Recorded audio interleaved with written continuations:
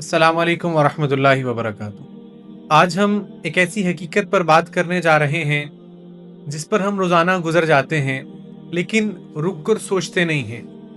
एक तरफ बच्चे भूख से बिलक रहे हैं, माएँ खाली बर्तन देख रही हैं, इंसान एक एक नवाले को तरस रहा है, जबकि दूसरी तरफ शादियों में खाना ज़ाय हो रहा है, प्लेटें भरी पड़ी हैं और वहाँ पर मेंटालिटी ये है कि थ्रो इट अवे।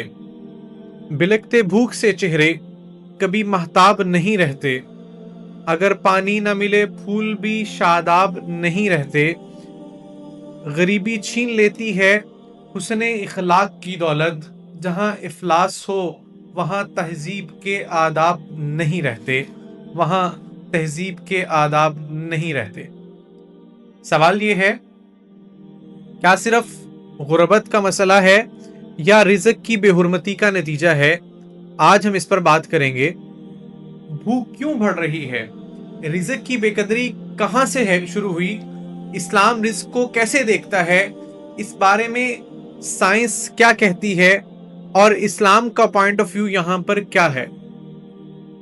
भूख बहुत वजनी होती है, इसके बोझ तले आपकी पसंद, नापसंद, आपकी अकल, आपका इल्म, आपकी हिकमत, आपकी फिक्र और आपकी दानाई सब के सब मर जाते हैं।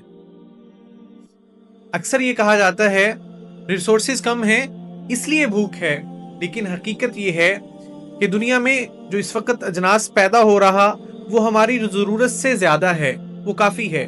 मसला यहाँ पर सिर्फ और सिर्फ डिस्ट्रीब्यूशन और वेस्ट का है।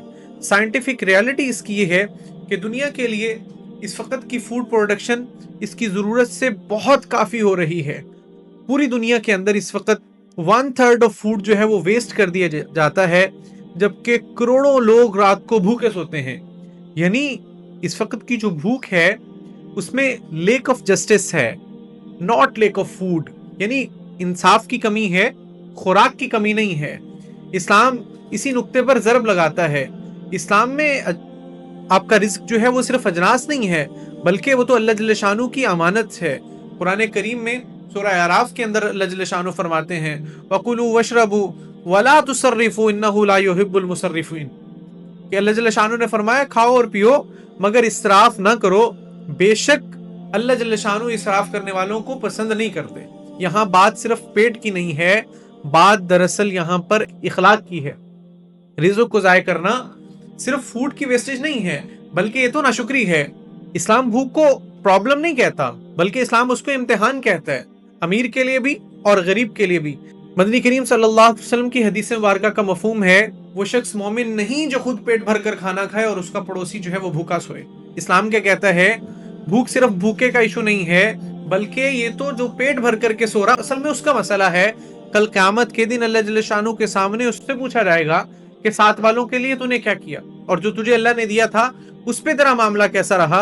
आज हमारे यहाँ फूड का कल्चर है, हमारी प्लेट्स फुल हैं और रिस्पेक्ट जो है वो जीरो हो चुकी है। बल्कि मैं तो कहूंगा कि अगर हम मैथमेटिकली देखा जाए तो हम तो नेगेटिव पॉइंट्स में चले गए हैं, जीरो से भी नीचे गिर चुके हुए हैं।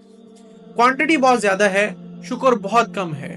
शादियों पे फूड को जो है ना वहां पे डिस्प्ले करने का एक हमारे यहाँ रिवाज बन चुका है, इसके अलावा कुछ भी नहीं है। खाना नेमत नहीं है, इस वक्त तो स्टेटस बन चुका है। इस्लाम इस कल्चर को मुकम्मल तौर पर रिजेक्ट करता है। कुरान करीम में अल्लाह जल्ल शानू ने फरमाया, सुम्मा लतुसअलुन्ना यौमइज़िन अनिन नाइम, कि फिर उस दिन तुमसे नेमतों के बारे में जरूर सवाल किया जाएगा, कल क़यामत के दिन। अभी अल्लाह जल्ल शानू का जो फैसला है, अल्लाह की कसम वो हक और सच है। कल क़यामत के दिन मेरे आपसे ये सवाल होने वाला है, हर हर दाने का, हर हर निवाले का, हर प्लेट का। ये सारी चीजें क्वेश्चनेबल हैं, इस पर जरा रुक करके सोचने की जरूरत है। अगर हम साइंटिफिक पॉइंट ऑफ व्यू से देखें तो साइकोलॉजिकली अगर देखें तो जहां पर एक्सेस अवेलेबिलिटी होती है वहां पे उस चीज की वैल्यू कम हो जाती है। जब चीज आसानी से मिलना शुरू हो जाए तो इंसान उसकी नाकदरी करना शुरू कर देता है। जबकि इन्वायरमेंटल साइंसेस जो हैं उसके अकॉर्डिंग एक जगह पे मैंने देखा कि वो कह रहे हैं कि जो आप फूड वेस्ट करते हैं इससे एक मीथेन गैस जनरेट होती है जो कि हमारे क्लाइमेट को भी डैमेज करती है, हमारे वाटर रिसोर्सेज को वो डैमेज कर रही है। यानी खाने का ज़ाया करना सिर्फ मॉरल क्राइम नहीं है, इखलाकी जुर्म नहीं है, बल्कि साइंटिफिक और एनवायरनमेंट क्राइम भी है। اسلام نے یہ بات ہمیں 1400 سال پہلے ہی بتلا دی تھی، لیکن آج کا انسان جو ہے اس کو سمجھنے سے تھوڑا سا قاصر ہے۔ جب سوسائٹی میں ایک طرف بھوک ہوگی، دوسری طرف جو ہے وہ کھانا ویسٹ ہوگا، تو پھر کرائم بڑھے گا، نفرت بڑھے گی، کلاس جو ہے وہ ڈیوائیڈ ہو جائے گی، upper class, lower class, middle class, یہ جو ہے نا ڈویژن ہمیں نظر آئے گی۔ اسلام جو ہے وہ گیپ کو ختم کرنے کے لیے زکوٰۃ، صدقہ، اسلام جو ہے وہ ہمیں حکم دیتا ہوا نظر آتا ہے۔ قرآن کریم میں سورہ ذریات میں اللہ جل شانہ فرما رہے ہیں وَفِي أَمْوَالِهِمْ حَقٌّ لِلسَّائِلِ وَالْمَحْرُومِ، کہ ان کے مال میں جو سائل ہیں اور محروم ہیں ان کا بھی حق ہوتا ہے۔ اللہ جل شانہ نے اس کو بڑے بیلنس طریقے سے چلانے کی ہمیں ترغیب دی ہے۔ بھوک چیریٹی کا مسئلہ نہیں ہے، بھوک تو ہماری تہذیب کا مسئلہ ہے۔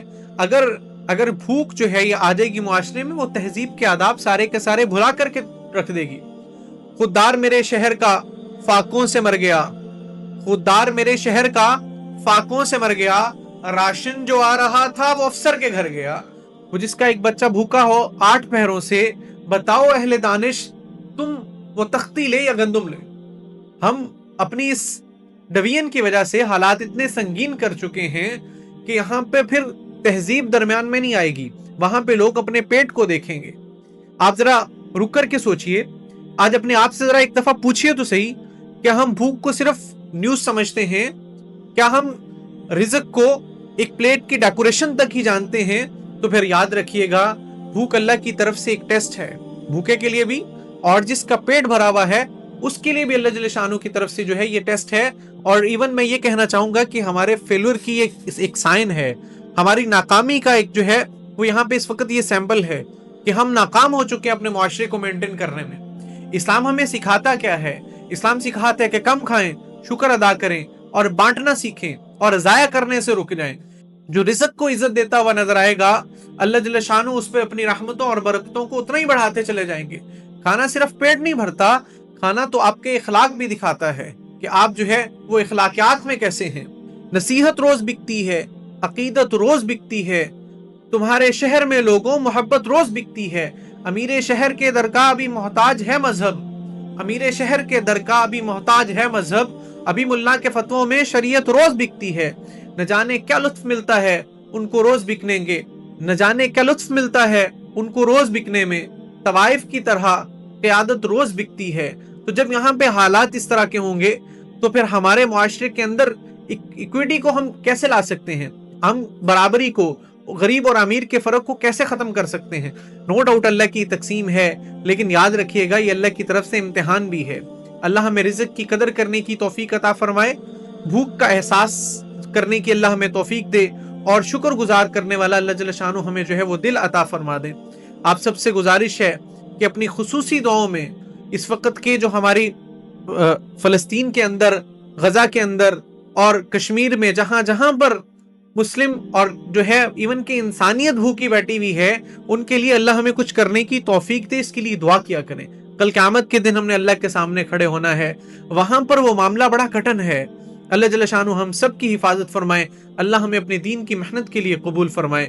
جزا اللہ عنا سیدنا محمد ما هو اہلہ۔